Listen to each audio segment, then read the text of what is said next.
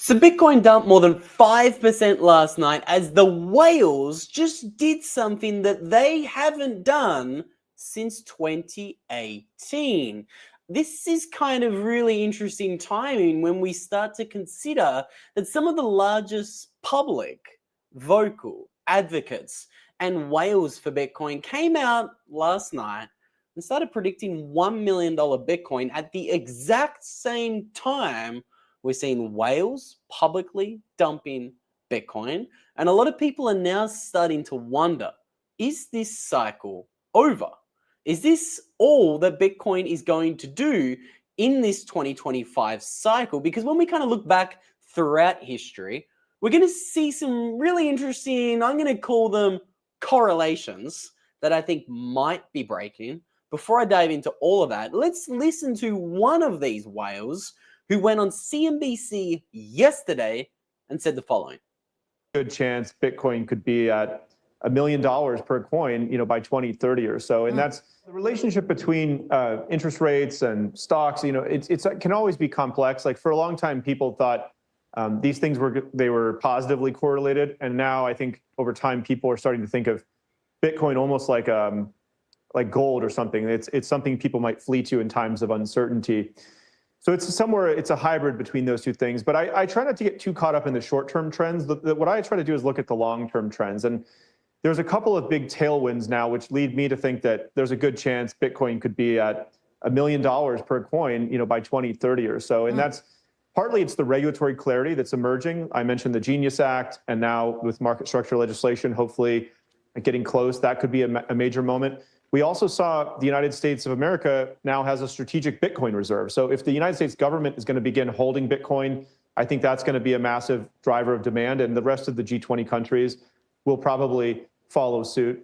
And then the last thing I'd say is that we saw recently the launch of the Bitcoin ETFs by a number of different firms, and Coinbase is actually powering 80% of the custody for those that are out there. But we're seeing a ton of institutional money continue to flow into Bitcoin now that these ETFs are live. So there's a lot of positive tailwinds for Bitcoin. And I think that there's never going to be more than 21 million Bitcoin ever made in the world. And lots of pools of capital still haven't gotten access to it. So that tells me this thing has a long way to run. So that's obviously CEO of Coinbase, the world's largest Bitcoin exchange, predicting $1 million Bitcoin by 2030. That's in about 4 years from now. So again, I think this is interesting that we're still seeing one of the biggest public companies in the Bitcoin space remain bullish despite what many people are saying, because everybody's looking at what the whales are doing right now. And again, I'm just here to show you the data. You guys know that I'm a little bit of a permabull myself. I personally don't think the bull run is over, but I think this data is interesting because we can see that long-term holders have sold 1 million Bitcoin since the end of 2024, moving into 2025.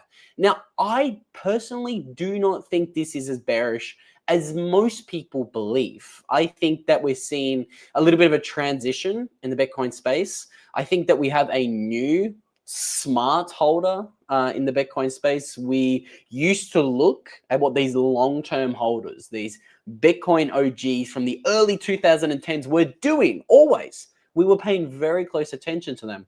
But I personally just don't think that they dominate the market like they used to.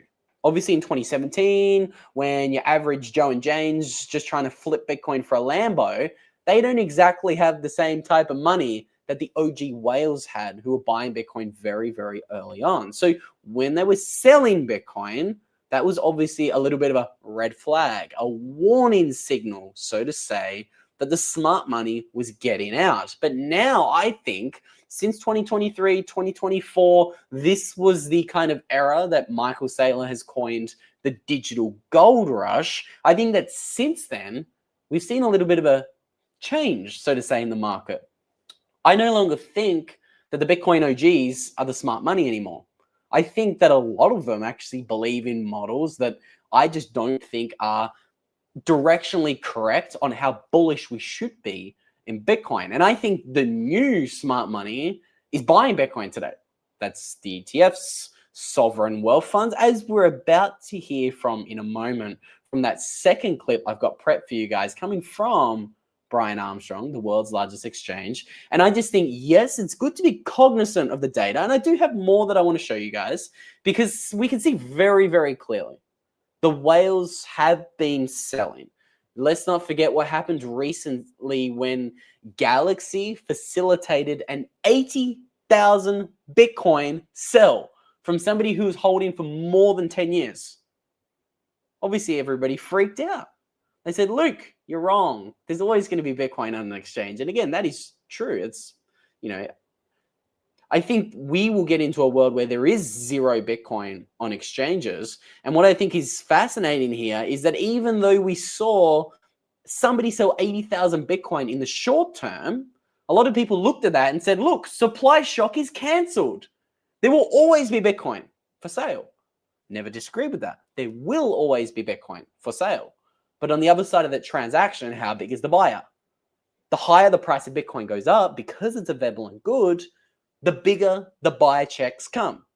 Again, Microsoft can't buy Bitcoin today. Berkshire Hathaway couldn't even buy Bitcoin if they wanted to get a material position in the thing. They've got $250 billion of cash. Bitcoin's only $2.5 trillion in size. These guys can't buy Bitcoin until it's $25 trillion, and they will. They will be buying much higher. But again, what I think is interesting, again, let's stay centered on the signal here for just a moment. Even though we're seeing whales sell Bitcoin in the short run, you can see what's happened over the past 12 to 18 months here. Bitcoin has still been leaving the exchanges relentlessly, despite some of these huge sells that we've seen. We've seen some absolutely huge, big red bars. That's what this chart's looking at. Massive red bars on the bottom. This is long-term holders selling their Bitcoin holdings. You can see the last big spike that we saw was in 2021.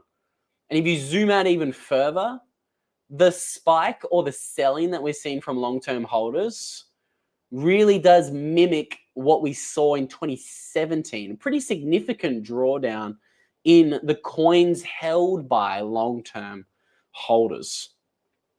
So again, is this normal? Yes. Is it bearish? Depends on what your biases are and what you believe in. If you believe that Bitcoin is the exact same asset as it was back in 2017, sure, looks pretty bearish. If long-term holders have just sold 1 million coins, that would suggest that the top is somewhat close. Based on old data, that would suggest maybe Bitcoin has a couple of more pumps left in it, and we finish the year strong, and maybe we're at 150 or 180K by end of year. Again, I don't think this short-term sell-off yesterday is anything to worry about, despite my phone blowing up with messages from friends and family members. Bitcoin's crashing. Guys, it's down 5%. I think, again, what we're going to run into here in the future is big number bias. I forget the smart-sounding term for that exact phenomena, so to say. But the bigger the number Bitcoin gets, the more it's going to draw eyeballs. When Bitcoin dropped 10% in 2020, from $10,000 to $9,000, nobody cared. It crashed $1,000. But today, if Bitcoin crashes 10%, it's dropping from 100,000 to 90,000. It's $10,000 crash. Most people aren't even aware Bitcoin's at $120,000 a coin. So again, this big number bias is going to be something we're going to be battling. And in 2 to 3 years' time, it's going to be kind of strange to say it. But I know I'm going to have to say it in about 3 or 4 years' time. But soon people are going to be freaking out over the crash of Bitcoin going from 1 million to 900,000 overnight. And all the mainstream media is going to be talking about the $100,000 crash, the wealth destruction event, as they will call it, in 3 or 4 years' time. But this is, to All Night Hider's point, a massive buying opportunity. I couldn't agree more, my friend. Now, let's talk a little bit more about the end-of-year volatility that I think could be coming. Saw this chart, and look at this. Jeff Park says, the last time Bitcoin's 90-day realized volatility was this low was the end of 2017. Everyone remember 2017? I do. Let me correct myself. The end of 2016 was the last time the volatility was this low. What happened at the end of 2016 leading into the early stages of 2017? We all know. Bitcoin rallied 20x in 9 months. Went from $1,000 to $20,000. Are we going to see another 20x again today? I don't know. I think it's more likely than most people think. I think the most unlikely outcome for this bull run is we top out in December at 180K, like the power law predicts. God forbid, if that thing's right, I'm going to be eating crow for another 4 years. Not saying it's impossible. Nothing in life is certain. I just personally think we're going to be potentially breaking some long-term models and indicators this cycle. And I'm not the only person who thinks that. Trying to decide whether I want to play that video for you guys next or the other one that I've got for Brian Armstrong. I might go back to my seasonality charts.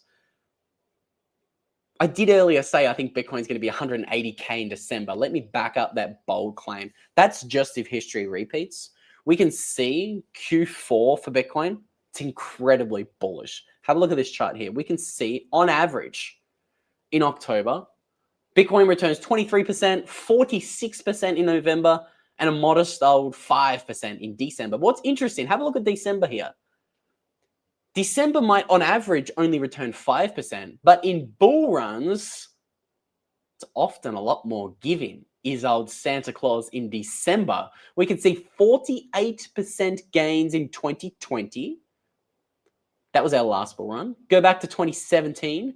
We saw 28% gains in December and 32% gains in December of 2016. That was, of course, the month that we were just talking about. That was the last time that Bitcoin's 90-day rolling volatility was as low as it is today. Repeat? Anybody betting on history repeating? I don't know, but I think it's bullish. It's hard not to be bullish. I'm permanently bullish.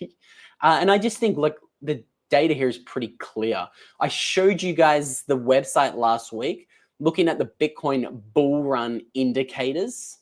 There's 30 of them, and not one of them have flash red saying that Bitcoin's topped. So again, ignore the, I can't say that. Ignore the bearish headlines here that we see floating around every single time there's a 5 or a 10% crash. Yes, whales are selling 20,000 Bitcoin.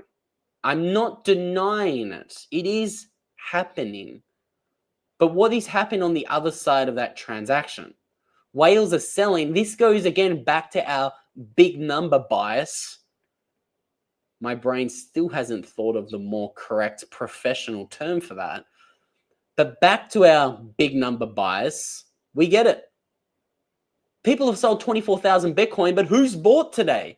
Michael Saylor today bought $96 million of Bitcoin. Metaplanet, a tiny little Japanese company, just bought $630 million of Bitcoin today. Strive, 675 million. Capital B, 60 million big ones. For a total grand spanking $1.47 billion of Bitcoin was bought this Monday morning. All right, we get it. People are selling Bitcoin. Whales are selling Bitcoin. But again, we need to think about the orders of magnitude of the buyers that we're seeing in the world today. Yeah, whales are selling a lot, but who's on the other side of the transaction? I personally think it's incredibly bullish that we're still here at 120,000 big ones a coin, or 112, whatever we're rounding to today. And we've just absorbed the whales selling 1 million coins. I think that's bullish. But I'm not the only one who thinks that. Before I get into having a little bit more of a deeper look at where we might be in this market cycle, I might play another clip that I've got for you, because I played a clip of Brian Armstrong a second ago. That was only the first clip I wanted to play. That again came out about Brian Armstrong yesterday. I also saw this one on Twitter.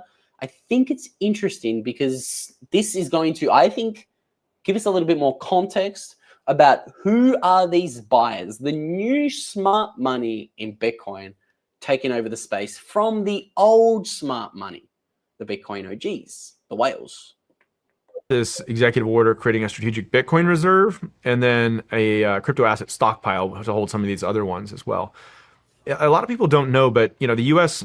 actually holds strategic reserves of a number of different assets. So gold is probably the most famous one, but there's a bunch of other ones that they hold. Like there's an oil strategic reserve. There's like palladium. I think there's a bunch of like rare minerals, and so it's kind of a historic step where the United States government is saying, actually, we think Bitcoin is another strategic asset which should be held by the U.S. government. This would have been unthinkable, by the way, like 5 years ago, where the government was so skeptical of it, and now like the United States government is holding a stockpile of these Bitcoin assets. So that was a huge moment. It kind of, by the way, now that the U.S. is doing this, I think like the rest of the G20 countries and central banks are all starting to look at this.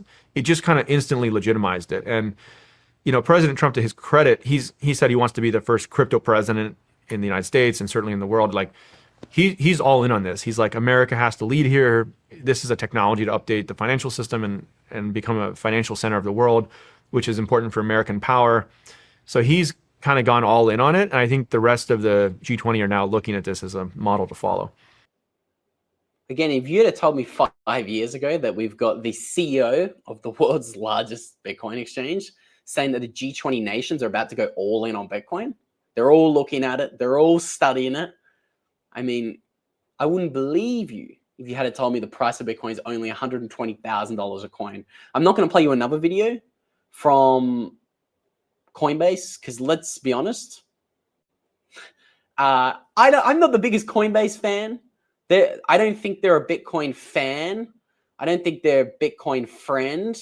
But I will just remind you that another insider from Coinbase came out recently. This is now a few months ago, but he was saying on the mainstream news, sovereign wealth funds are quietly piling into Bitcoin. Those were his exact words, quietly piling into Bitcoin. Again, I think an insider and someone who works at the largest exchange probably has a little bit more know-how or knowledge about who is buying a lot of Bitcoin. Now, let's not dismiss what happened overnight as nothing. This was the largest liquidation event of the year. You can see the liquidation of the longs. This is massive. This is absolutely huge. Massive. I can't believe it. That we still have people leverage trading Bitcoin. I will say that's kind of insane. Have a look at that spike. This is a yearly chart. I still can't believe it, to be quite frank. Again, if you are trading Bitcoin, please do not trade Bitcoin with a significant sum of your life savings. I don't think you should be trading with any of it, but hey, you could do what you want. You're a sovereign individual. If you do not have at least half of your net worth in your own self-custody in one of these, like a hardware wallet, again, guys, I always tell you, just go put your Bitcoin in a hardware wallet. I've used practically every hardware wallet. I'm absolutely swimming in hardware wallets tonight for you guys. This is the first one I ever got, 2017. This is a Ledger Nano S. Ledger has brought out a ton of new ones since then. The Ledger Flex for you guys. Again, I always encourage you guys, go and get your hands on a hardware wallet. If you want to go buy one of these, a Ledger, they're even going to give you guys $10 of free Bitcoin if you use the link down below. And if you want to get your hands on a Trezor, they're also going to give you a nice little discount. They are going to give you 5% off absolutely anything you want to buy with a promo code Luke. And they were running a promotion recently, so just keep an eye out on what both Ledger and Trezor is doing. I think taking self-custody these days is an absolute no-brainer. Please do not trust Coinbase with your Bitcoin. I don't care how many bullish things Brian Armstrong now says about Bitcoin. Let's not forget, that man didn't say the word Bitcoin for about 7 years. In any interview on Twitter, he dragged his feet, kicking and squealing, to finally implement the Lightning Network on Coinbase. Don't forget that. I've got a long memory. I'm always going to remind you guys of who is a good and a bad faith actor in the Bitcoin space. Again, just because you've got altcoins associated with your company doesn't necessarily mean you're a bad actor. But I will say, Brian Armstrong, I'd watch him very closely. That's what I will say. So again, don't trust Brian with your Bitcoin. Go put it into a hardware wallet. I love Ledger and Trezor because these guys have been around for 13 years now. And they love Bitcoin. So check them out. I think they're the best place for your Bitcoin. All Night Hiders even slapped the promo code in the chat for you guys. Now, speaking about Bitcoin whales, I won't address the comments in the chat, but what I will address is the whales typically, historically, know when to buy and when to sell Bitcoin based upon the market cycles. I briefly, well, I don't want to say the word flashed, but I did flash the chart of long-term holders and the Bitcoin price. You guys can see really clearly in those big red boxes. I'm going to try to zoom that up and make it as big as possible. But you can see when long-term holders sell, Bitcoin's typically months away from a correction. Okay, and typically when these guys are buying, historically, it's been a pretty good entry price if you do want to buy some Bitcoin, which is, again, why I think a lot of people focus on what the whales are doing so intensely. And again, all data and all models, yes, they're designed to be broken, 100%. I get that. I'm the first one to tell you that. But I do think it's at least interesting to pay a little bit of attention to what these whales are doing. Okay, another model that I think is really interesting is this one right here. I showed you this last week, just after gold rallies. Historically, Bitcoin tends to follow.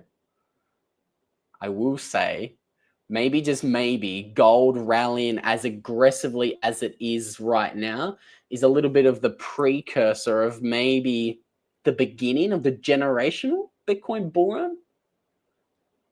A little bit too strong to suggest. I don't know.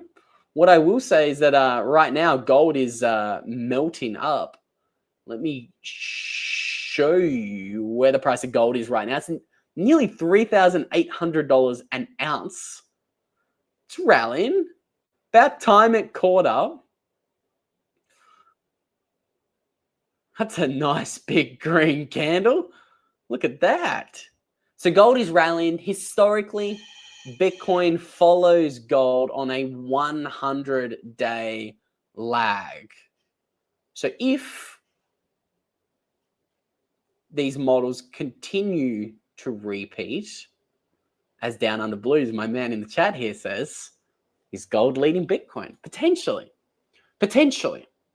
I'm not the only one who thinks that. Let's listen into another CNBC interview that I think came out today or yesterday, where a couple of other billionaires chimed in on what they expect Bitcoin to do next.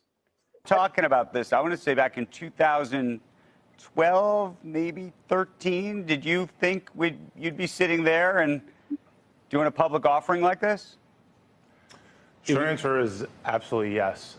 We actually looked it up. I think the last time we spoke to you was when we launched Gemini in 2015 in October, so almost 10 years ago today. And I think the price of Bitcoin was $380. And so we've come a long way, but we also think it's still very much the bottom of the first inning because we see Bitcoin trading at $1 million a Bitcoin if it disrupts gold. And we think Bitcoin is gold 2.0. And I think we said the same exact thing to you about 10 years ago today. So we think there's easily a 10x from here. And it's still really early. And I think we'll be sitting here 10 years from now and looking back and saying, wow, today was really early. And I think few people actually listened back then, so hopefully more people listen today. We're early. I think $1 million a coin is honestly quite cheap in the grand scheme of things. Maybe even $1 million a coin is kind of cheap when we start looking at where Bitcoin could go in this bull run. Again, a lot of people, they've got the diminishing returns goggles on, so to say. How do you do the backwards goggles? I might try to do those for you in another live stream. But they've got the diminishing returns goggles on. They're saying there's no way that Bitcoin can go above $200,000 a coin because of diminishing returns, bro. A lot of people are looking at the seasonality. They're using that to perfectly predict the top of Bitcoin. All I'm going to say, I've said a lot on this today, but all I'm going to say is I think there's some different variables this bull run that I think might tell gold to move over and let Bitcoin take over. Couldn't agree more. I think this cycle could be really bullish. That's what I'll say. I'm going to try to reserve myself. Again, just because we're bullish here doesn't mean we do not expect some volatility. Things are going to be incredibly volatile. Absolutely could not agree more with that. Again, look at the 2017 corrections. I love to show this chart all the time. It's going to be volatile. You're going to be freaking out when Bitcoin is rallying as aggressively as it is, which is why I always encourage you guys to sort out your Bitcoin custody solutions before the bull run really takes off. Again, just because you got a hardware wallet, like you should, doesn't mean your job ends there. You should also back up your Bitcoin 12 or 20 forwards on titanium. I love these little titanium plates that Stampseed creates. Big partner with these guys for 1.5 years. I've used these titanium plates from Stampseed for nearly 2 years myself. They're just a great product. So again, if you want to get your hands on some, I think they are the foolproof way to back up your Bitcoin. They're even going to give you 15% off anything you want to buy with a promo code Luke15. And again, that's real metal. That is rock solid. So highly recommend you go back up your Bitcoin while we're all a little bit bored right now. Because I'm a little bit bored. A 5% move in Bitcoin, it certainly doesn't get me going, so to say. It's boring. It is. Even gold's rally. Yes, it's doubled over the past 12 months, but I mean, gold's doubled since 2020. Global money supply has expanded by 60 or 70%. Gold's really slightly outperformed the expansion of the money supply. Good job. Yeah, I mean, I can see a lot of the gold bugs saying, this is why you should sell your Bitcoin for gold. Guys, zoom out. Bitcoin's up what since 2020? 12x? It was under $10,000 a coin for the majority of 2020. I think we're seeing some interesting things. I think things are getting bullish. I do not think that Bitcoin's topped.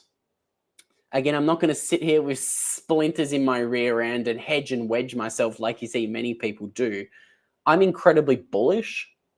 I'm buying today like BitBelly. I don't think we've topped. I think far too many people are going to be selling Bitcoin far too soon because they're not bullish enough. So just keep stacking. Couldn't agree more. I'm incredibly bullish. 1 million by 2030, given current supply. That's personally what I think. I think things are going to really take off here. I think it's going to take off much quicker than most people think. Good evening to Dirk from Switzerland. Yeah, apologies for taking a little bit long to get started today. I wonder if I can share something. I've been a little bit busy this week. Let's just say that I had a super busy week. I didn't even notice that we ticked over 30,000 subscribers here on the channel. Again, thank you to everyone who's subscribing. It's kind of crazy. I think we started there at 9,000 subscribers. So again, it's September now. So again, thank you to everyone who subscribed. Really appreciate it. It has been an absolute blast. I really do consider making YouTube videos a dream job. I love it. Absolutely love it. 2.2 million subscribers by Christmas or Bitcoin price? Bitcoin price, I think. That's certainly more realistic. What I will say is, hey, if you are interested in growing a YouTube channel, I literally have an entire Skool community dedicated to exactly that. I think there's 116 of you guys in there. So if you do want to learn how to grow a Skool community, I already have multiple lessons in there right now, teaching you everything you need to know about growing a YouTube channel. Again, I literally spent 5 years obsessing over YouTube. And I wished that somebody had condensed a lot of that information down for me when I was learning about it. So if you're interested in joining up, check it out, link down below. I'll see you guys in there. But again, thank you to everyone who subscribes. It's kind of crazy that we're at, what, 30,000 subscribers, and Bitcoin is, let me check in here on the price. I think we're still at $112,000, despite all of the hysteria this morning. I woke up, no word of a lie, my phone was blowing up. This is the crash everybody is freaking out about. Ignore my line on the chart here, but I just think we're retesting our previous all-time high of $113,000.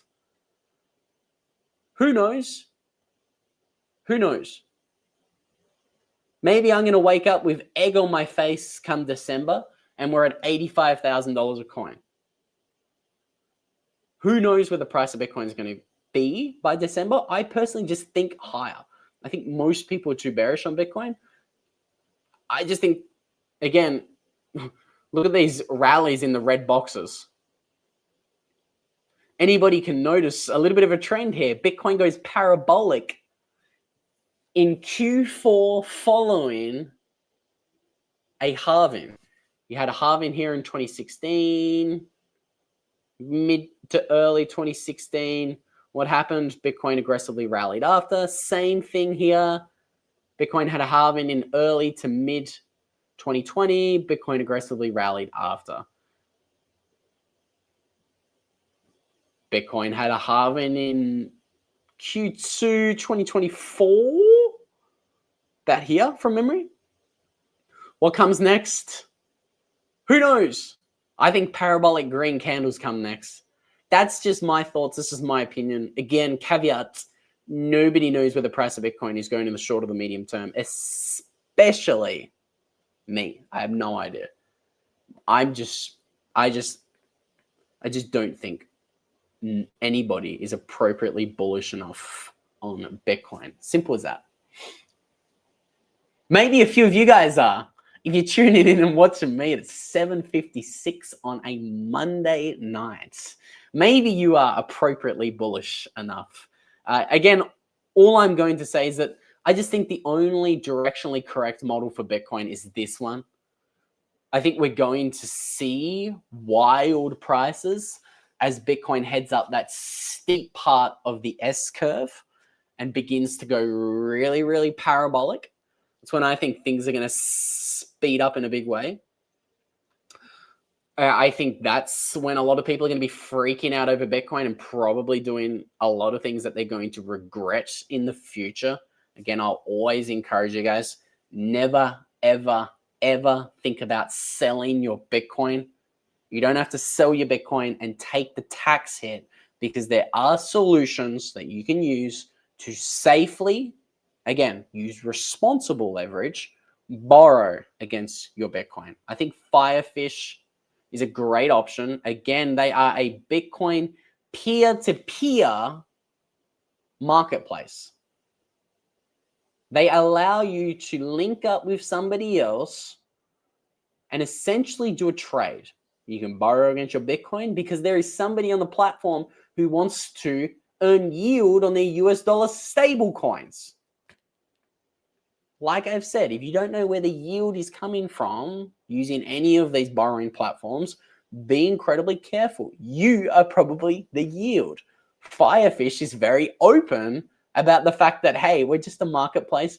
We don't take custody of your coins. We use multi-signature vaults. We're just linking you up with a trader. So again, if you do want to borrow against your Bitcoin, I think Firefish is the best solution. I've personally used them. Again, I'm pretty transparent about everything. You can see I've got 2 loans on Firefish right now, and I'm going to be using them a lot more in the future. I'm even potentially going to be trying to buy a home in the next 6 to 12 months, maybe even sooner. So I'll be using Firefish for that. They're going to give you 30% off if you use promo code Luke. Again, I think they're a no-brainer. Go check them out if you want a significant discount on your fees, and if you do want to borrow against your Bitcoin. And again, I think that day is probably going to come, especially if Bitcoin does what we all think it's going to do. Again, I think number go up. It's going to happen. Who knows? Maybe 2.2 million by Christmas 2026, Rob. Maybe. Even I would say it's probably unlikely to happen by Christmas 2025. Maybe there's a 1% chance. Again, there's always a chance. Nothing's impossible. I will say that. Nothing is impossible. I can't even believe there's 500 odd of you guys here at 8 o'clock on a Monday night. How about with all that said, I will say thank you to absolutely everyone who subscribed to the channel. Still can't believe there's 30,000 of you guys subscribed. So thank you. I really appreciate it. I hope you get value from this channel. Again, I just want to keep this update a little bit more on the shorter and sharper side of things. I don't want to go too long. I think I covered all of the news I found interesting today. Yes, whales are selling. I don't think that they are as important as they used to be in the pre-20 era of Bitcoin. I think that's the takeaway for today's video. And with all that said, I hope you have a good one. I'll see you all in the next video.